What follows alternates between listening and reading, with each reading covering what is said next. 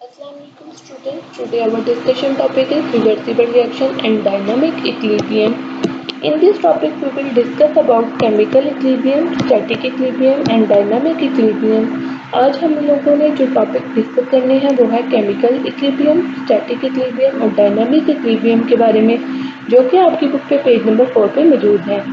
Equilibrium, जब आप word equilibrium सुनते हैं तो आपके दिमाग में लफ्ज़ बैलेंस आता है, यानी कोई भी मतवादन स्टेट, कोई भी मतवादन कंडीशन, उसको हम लोग इक्विलिब्रियम बोल सकते हैं। फॉर एग्जांपल हम लोग ये देख सकते हैं कि आपके पास 4 कैंडीज़ हैं और आपने वो 4 कैंडीज़ 2 बच्चों में इक्वली डिस्ट्रीब्यूट कर दी हैं, तो ऐसी कंडीशन को हम लोग कहेंगे कि ये इक्विलिब्रियम है। एक और एग्जांपल को हम लोग डिस्कस कर लेते हैं ताकि आपका कॉन्सेप्ट और ज़्यादा क्लियर हो जाए। हमारे पास एक रूम है, उस रूम में 2 विंडोज़ हैं। एक विंडो से हॉट एयर एंटर हो रही है और एक विंडो से कोल्ड एयर एंटर हो रही है। तो हम लोग अब हॉट एयर और कोल्ड एयर सेम टाइम पे सेम स्पीड के साथ रूम में एंटर हो रही हैं, तो हम लोग ये नोटिस करेंगे कि रूम का टेम्परेचर चेंज नहीं होगा, बल्कि रूम का टेम्परेचर एक कांस्टेंट स्टेट में रहेगा। ना तो रूम का टेम्परेचर गर्म होगा और ना ही रूम का टेम्परेचर ठंडा होगा, बल्कि एक कांस्टेंट स्टेट में रहेगा। तो ऐसी एग्जांपल को हम लोग इक्विलिब्रियम की एग्जांपल बोल सकते हैं। अब हम लोगों ने डिस्कस करनी है केमिकल इक्विलिब्रियम के बारे में, देखना है कि केमिकल इक्विलिब्रियम होता क्या है। सबसे पहले हम लोगों ने इसकी डेफिनेशन देखनी है। When the rate of forward reaction is the same as the rate of reversible reaction, the composition of a reaction mixture remain constant. It is called a chemical equilibrium. यानी जब रेट ऑफ फॉरवर्ड रिएक्शन और rate of reversible reaction जो है वो same होंगे, लेकिन opposite direction में होंगे, तो ऐसी कंडीशन को हम लोग केमिकल इक्विलिब्रियम बोल सकते हैं। अब हम लोग इसकी एग्जांपल को डिस्कस करते हैं, वो है कैल्शियम कार्बोनेट की एग्जांपल है। हम लोग पहले कैल्शियम कार्बोनेट की एग्जांपल को डिस्कस कर चुके हैं। हम लोगों ने एक क्लोज फ्लास्क लेनी है जिसका मुंह बंद होगा, ऐसी फ्लास्क जिसका मुंह बंद होगा। अब हम लोगों ने उस फ्लास्क में कैल्शियम कार्बोनेट को हीट करना है, हीट प्रोवाइड करनी है, और हम लोग देखेंगे कि हमारे पास बन गया कैल्शियम ऑक्साइड और हमारे पास कार्बन डाइऑक्साइड गैस बन गई। जब हम लोगों ने कैल्शियम कार्बोनेट को हीट प्रोवाइड की तो हम लोगों ने तो ये डिकम्पोज होना शुरू हो गया। डिकम्पोज से मुराद है कि ये ब्रेक डाउन होना शुरू हो गया इनटू कैल्शियम ऑक्साइड और कार्बन डाइऑक्साइड में। तो ये रिएक्शन था फॉरवर्ड रिएक्शन, यानी ये मूव कर रहा था फ्रॉम लेफ्ट टू राइट। अब हम लोगों ने ये देखा कि जब कैल्शियम कार्बोनेट डिकम्पोज हो गया और मुकम्मल तौर पे डिकम्पोज हो गया और चेंज हो गया कैल्शियम ऑक्साइड में और कार्बन डाइऑक्साइड में, तो कैल्शियम ऑक्साइड और कार्बन डाइऑक्साइड ने आपस में रिएक्ट करना शुरू कर दिया, यानी कंबाइन करना शुरू कर दिया आपस में, और दोबारा बना दिया हमारे पास कैल्शियम कार्बोनेट। यानी हम लोगों ने इसमें ये देखा कि रिएक्शन के आगाज़ में हमारे पास जो फॉरवर्ड रिएक्शन था वो हमारे पास तेज़ था। उसकी ये रीज़न थी कि हमारे पास कैल्शियम कार्बोनेट की कंसंट्रेशन ज़्यादा थी, और इसकी वजह से कैल्शियम कार्बोनेट की कंसंट्रेशन चूँकि ज़्यादा थी और कैल्शियम ऑक्साइड और कार्बन डाइऑक्साइड गैस हमारे पास आहिस्ता आहिस्ता बन रहे थे। जब कैल्शियम कार्बोनेट मुकम्मल तौर पर डिकम्पोज हो गया कैल्शियम ऑक्साइड में और कार्बन डाइऑक्साइड में, और कैल्शियम ऑक्साइड और कार्बन डाइऑक्साइड की कंसंट्रेशन अब ज़्यादा हो गई है, तो इन्होंने आपस में रिएक्ट करना शुरू कर दिया है।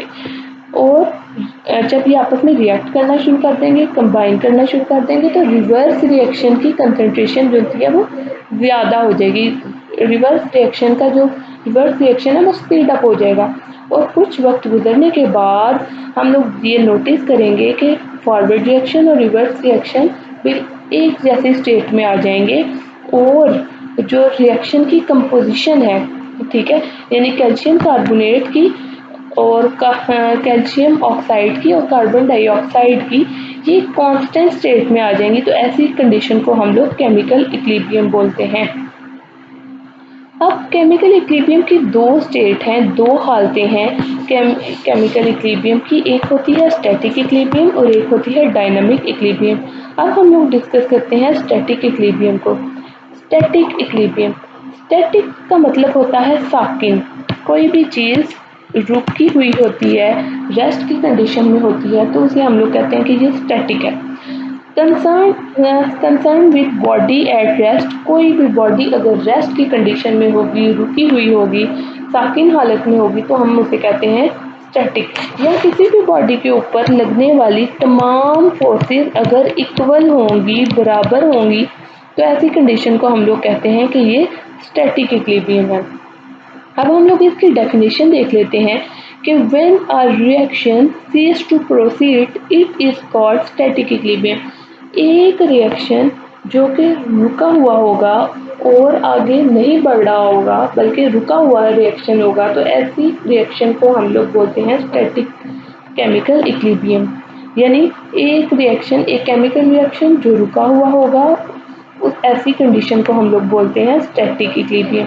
इसकी एग्जांपल हम लोग ये देख लेते हैं कि एक building, a building remain standing rather than falling down because all the forces acting on it are balanced। एक बिल्डिंग पे अमल करने वाली तमाम फोर्सेस बराबर होती हैं, इस वजह से बिल्डिंग खड़ी रहती है अपनी जगह पे। यानी कि तमाम फोर्सेस का इफेक्ट जो होता है वो एक दूसरे से कैंसिल हो जाएगा और हमारे पास जो नेट फोर्स होगी वो बिल्कुल ज़ीरो हो जाएगी। इस कंडीशन को हम लोग बोलते हैं स्टैटिक इक्विलिब्रियम। अब हम लोगों ने डिस्कस करना है डायनामिक इक्विलिब्रियम के बारे में।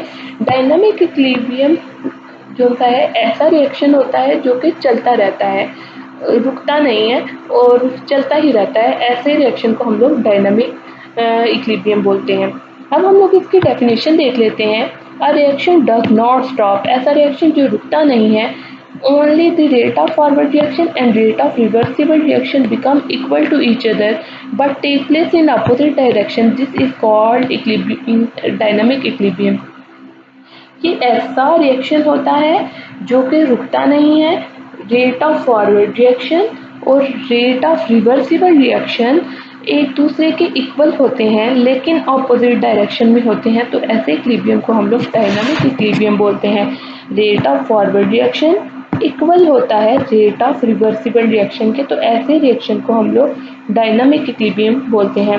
हम लोगों ने एग्जांपल पहले डिस्कस कर चुके हैं हाइड्रोजन गैस की और आयोडीन की।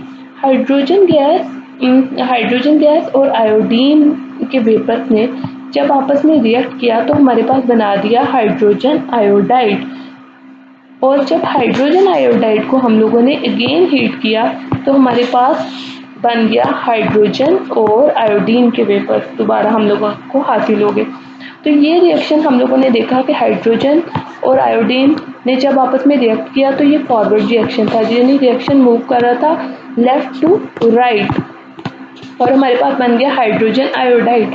और हाइड्रोजन आयोडाइड डिकम्पोज होके दोबारा चेंज हो गया हाइड्रोजन में और आयोडीन में, तो ऐसा रिएक्शन अब रिएक्शन रिवर्सिबल है, तो ऐसे रिएक्शन को हम लोग रिवर्सिबल रिएक्शन भी बोलते हैं।